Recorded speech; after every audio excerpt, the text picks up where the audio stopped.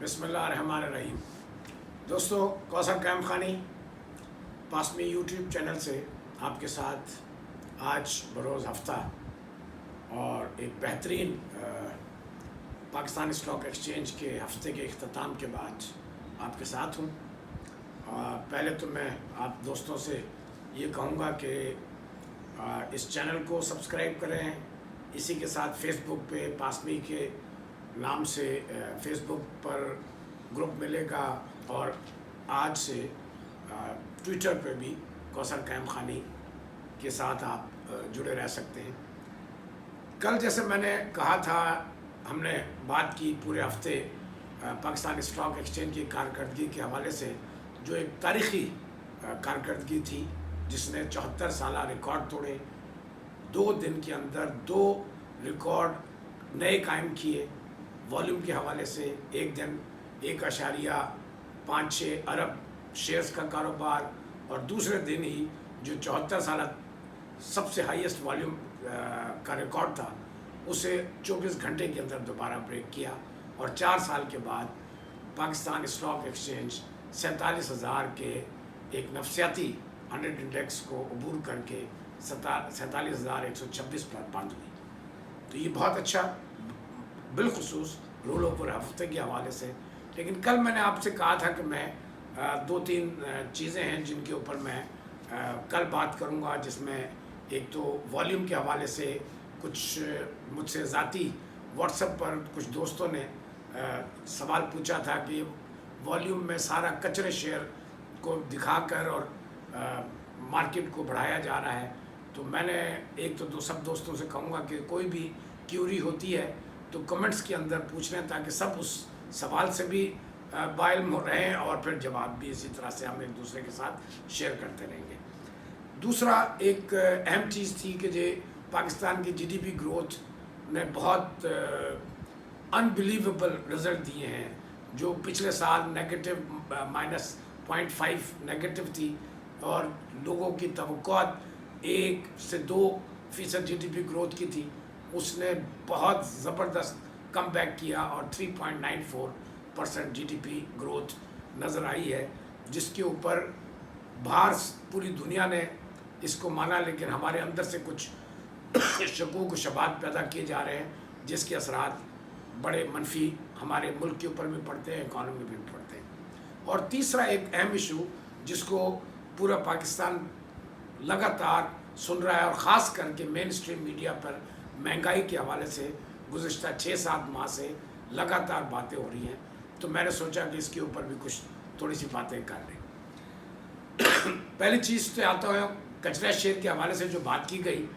دیکھیں، مارکیٹ لگاتار مسلسل 45,000 سے 46,000 کا سفر طے کرتی ہوئی 47,000 کراس کیا ہے، تو سینٹیمنٹ اچھے ہیں، پوٹینشیل اچھے ہیں، رزلٹ اچھے آ رہے ہیں، ملک کی اکانومی اچھی ہو رہی ہے، تو لوگوں کا ایک مومنٹم بنا ہوا ہے، اور یہاں پر عام انڈیویجول بھی اچھے خاصے شیئر میں پوزیشن لے کے بیٹھا ہوتا ہے، تو کوئی شیئر چھوڑنے کو تیار نہیں ہے، اور مارکیٹ پوٹینشیل میں ایسی حالت میں جب اتنی اچھی خبریں آ رہی ہوں تو کوئی بھی بیچنا نہیں چاہتا، اس لیے کاروبار میں ہم نے دیکھا حجم میں بڑی تیزی سے اضافہ ہوا، اور والیوم 2.2 ارب ڈالر تک پہنچا ایک دن، اور لگاتار والیوم بہت اچھا آ رہا ہے۔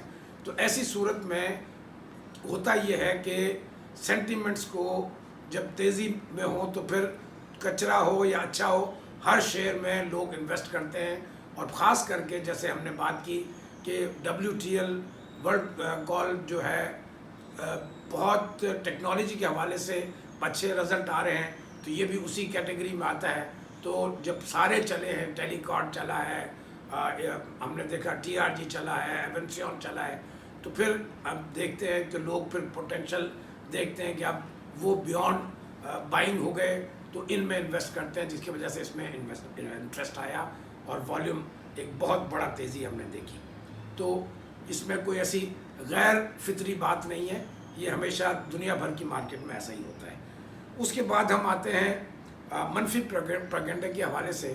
اس کے دیکھیں، یہ بڑے، میں نے پہلے بھی اپنے پروگرام میں زیادہ بات نہیں کروں گا، لیکن پوری دنیا ہمارے جی ڈی پی گروتھ کو مان رہی ہے، ہماری ترقی کو تسلیم کر لی ہے، ہمارے پوٹینشیل کو مان رہی ہے، اور اس کے اشارے ہمیں مل رہے ہیں۔ ورلڈ بینک آپ کو، ایشین بینک آپ کو قرض دے رہا ہے $300 ملین، ابھی اس نے ایگریمنٹ کیا ہے۔ پھر ہم دیکھتے ہیں کہ ابھی گرین بانڈ لانچ کیا واپڈا نے، بغیر کسی گارنٹی کے 500 بلین پاکستان کو ڈیم کے لیے ضرورت تھی، 2 ڈیم کے لیے۔ آپ حیران ہوں گے، 6 time, that means 300 crore dollar, 3 Arab dollar کی بڈز آئی ہیں 7.5% کے اوپر لانگ ٹرم 10 سالہ بانڈ مارکیٹ کے اندر۔ دنیا نے، بڑے بڑے انسٹیٹیوشن نے ان پہ اعتبار کیا، بغیر کسی سیکیورٹی گارنٹی، اسٹیٹ گارنٹی کے انویسٹ کیا ہے۔ تو یہ اشارے ہیں جو پوری دنیا مان رہی ہے کہ پاکستان بھرپور انداز میں ترقی کر رہا ہے۔ کون نہیں مان رہا؟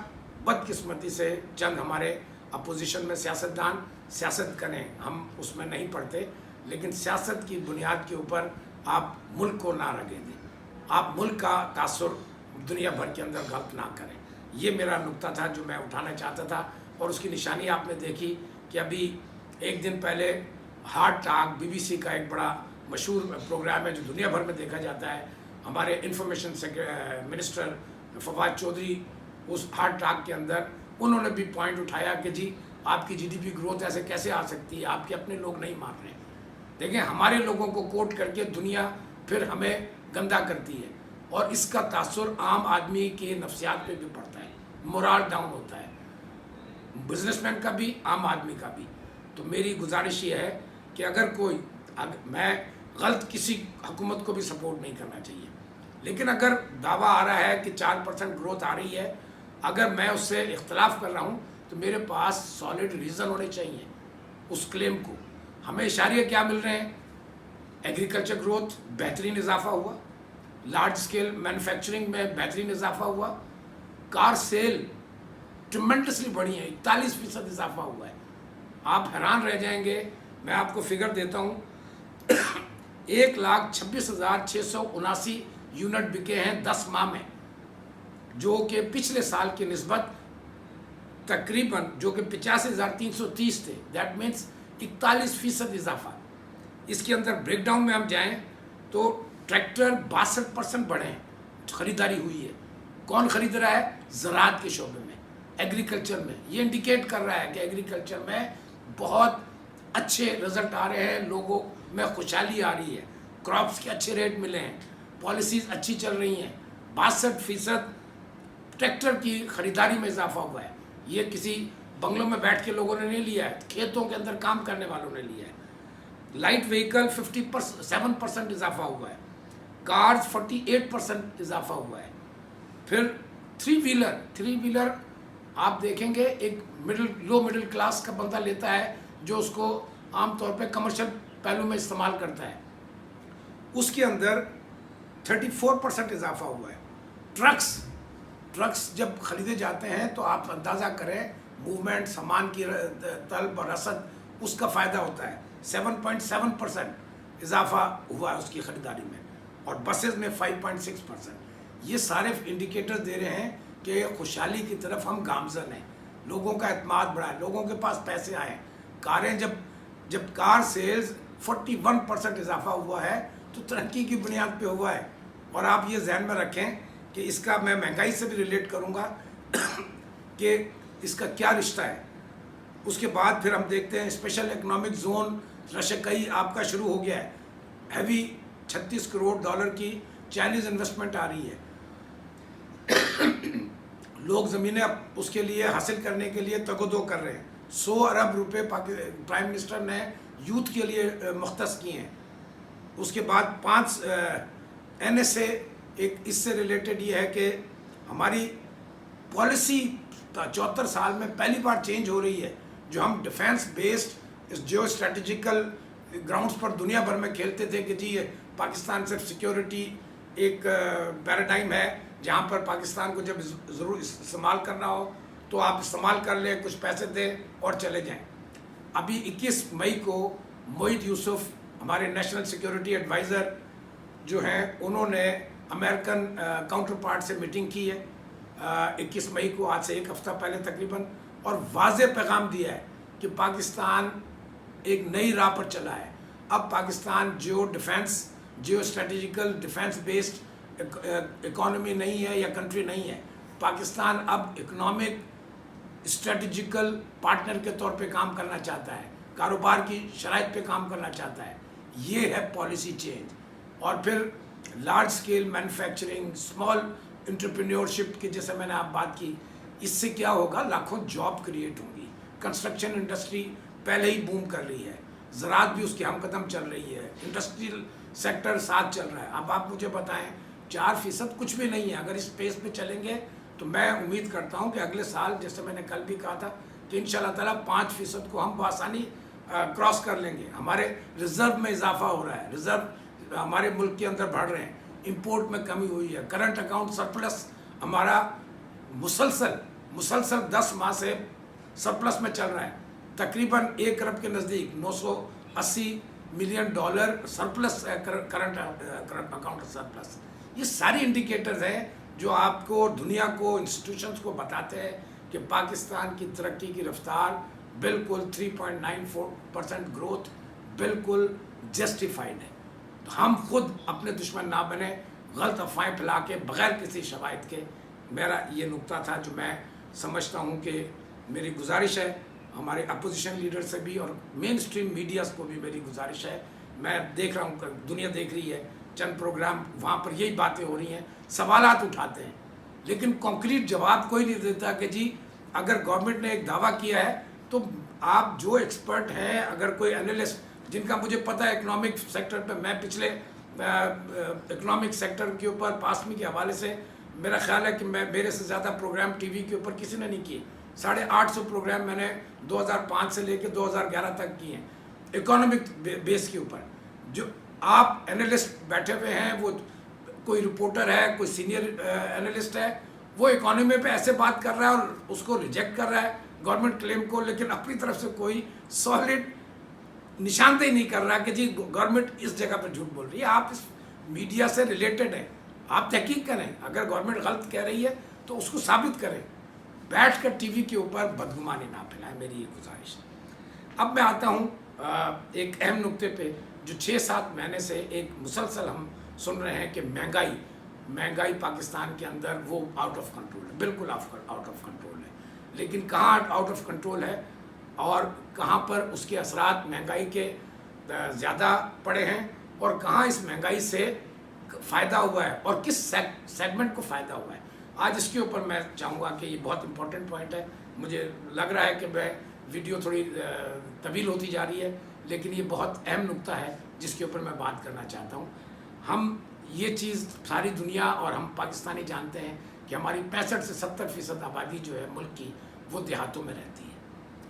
اب آ جائیں مہنگائی شہروں کے اندر بالکل کنٹرول میں نہیں آئی, مہنگائی ہوئی ہے, آٹا, چینی, دوسری بنیادی اشیاء مہنگی ہوئی ہیں, لیکن کیوں ہوئی ہیں اس کے اوپر کوئی بات نہیں کرتا. یہ سلسلہ شروع ہوا تھا پچھلے سال 2020 میں اکتوبر سے, جب ٹماٹر مہنگا ہونا شروع ہوا.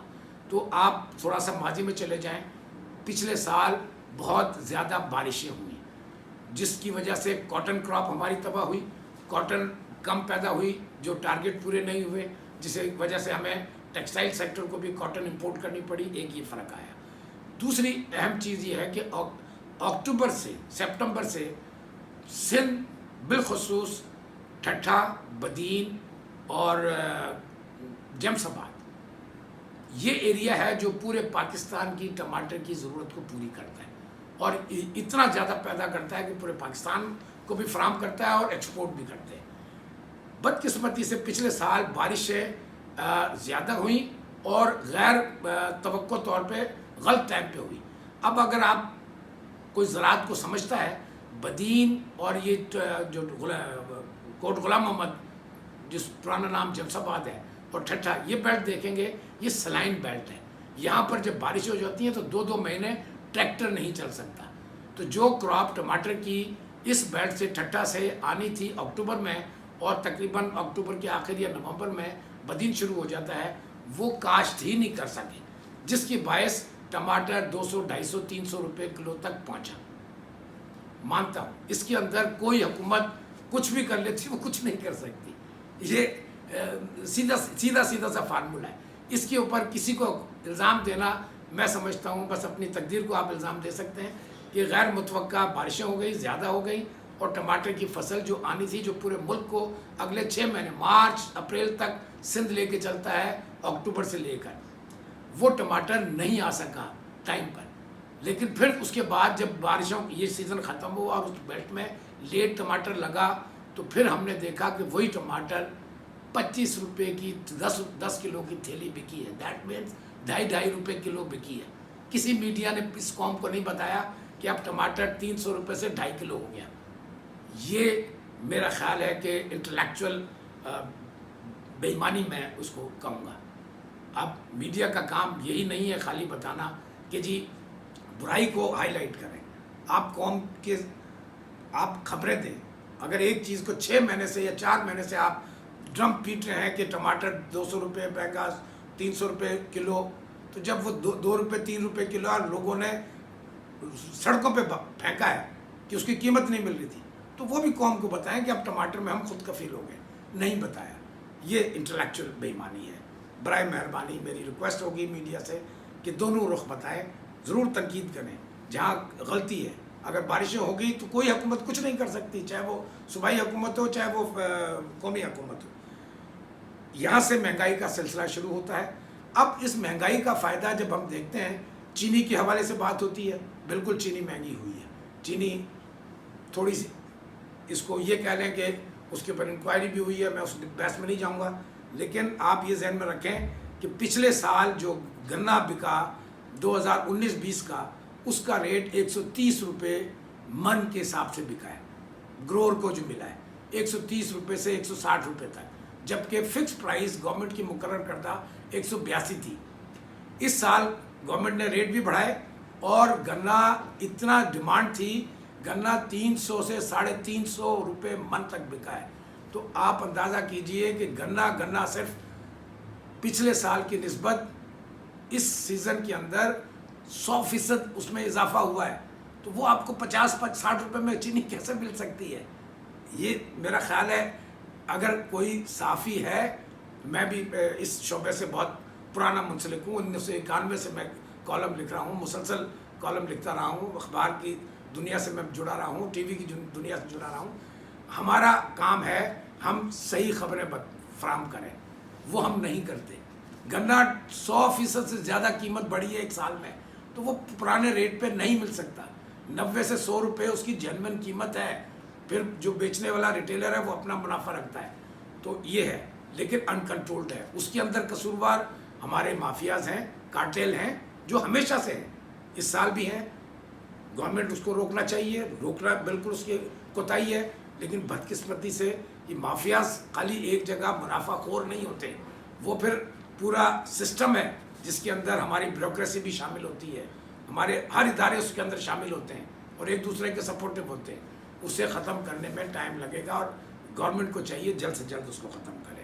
تو میں صرف اتنا ہی کہوں گا کہ یہ جو مہنگائی شہری علاقے میں 30% یا 35% جو شہری علاقے میں اگر مہنگائی ہوئی ہے، تو جو 65% لوگ پاکستان کے 22 کروڑ کے لوگ دیہاتوں میں رہتے ہیں، انہوں نے اس مہنگائی سے فائدہ اٹھایا ہے. ان کی قوت خرید میں اضافہ ہوا ہے. یہ چیز سمجھنا ضروری ہے. میں ٹی وی پہ ہر آدمی سنتا ہے، روزانہ سنتا ہے عوام تک فروٹ نہیں پہنچ رہے. تو کیا وہ 65% جو دیہاتوں میں رہتے ہیں وہ عوام نہیں ہے؟ وہ اس ملک کے باسی نہیں ہے، اس ملک کے شہری نہیں ہے؟ وہ خوشحال ہیں. یہی وجہ ہے 62% ٹریکٹر خریداری میں اضافہ ہو رہا ہے. گاڑیاں 41% بڑھی ہیں. 41% کا مطلب ہے آلموسٹ 40-41 ہزار یونٹ زیادہ خریدے گئے ہیں پچھلے 10 ماہ کے اندر. تو وہ لوگ خوش ہیں اس مہنگائی سے، کیونکہ ان کی کراپ کو اچھے ریٹ ملے، ان کی فصلوں کو اچھے ریٹ ملے. ہاں شہری علاقے میں ہوئی ہے، اس کو کنٹرول ہونا چاہیے. لیکن ایسا نہیں ہو سکتا کہ 350 روپے من گنا خرید کے آپ کو 60 روپے کلو چینی کوئی دے گا، نہیں ملے گی. ہاں جسٹیفائڈ ہونا چاہیے. تو یہ مہنگائی ڈبل ایج ویپن ہے. میڈیا کو میرا گزارش یہ ہے کہ میڈیا کو چاہیے کہ فیئر پکچر پبلک کے سامنے رکھے تاکہ وہ صحیح جج کرے. میں آخر میں اتنا ہی کہوں گا. آج بہت طویل ہو گئی ہے، لیکن یہ بحث بہت اہم ایشو تھے. اس ملک کو ہم مسلسل 20 سال سے ایک بن بلائے جنگ کے اندر بیٹھے ہوئے تھے. ساری دنیا ہمارے پڑوس کے اندر افغانستان میں مشرق کی طرف ہمارا دوسرا دشمن, ہم پھنسے ہوئے ہیں. مسلسل 70,000 ہماری جانیں جا چکی ہیں, جس میں فوجی بھی ہیں, سویلین بھی ہیں, پولیس بھی ہے. اتنی قربانیوں کے بعد ہمیں امید کی ضرورت ہے, ہمیں روشنی کی ضرورت ہے. اب اسی میں اگر ہم مایوسی پھیلائیں گے تو قوم مزید نیچے دھسے گی. اچھے کام ہو رہے ہیں, پوٹینشیل آ رہا ہے, سی پیک آ رہا ہے, آ چکا ہے, فنکشنل ہو گیا ہے, گوادر آپریشنل ہو گیا ہے, north south gas pipe line Russia کے ساتھ ہو گیا ہے. یہ چیزیں اچھی ہو رہی ہیں. امید دلائیں تاکہ لوگوں میں جوش بڑھے اور وہ مزید محنت کریں اور یہ ترقی کا سلسلہ چلتا رہے.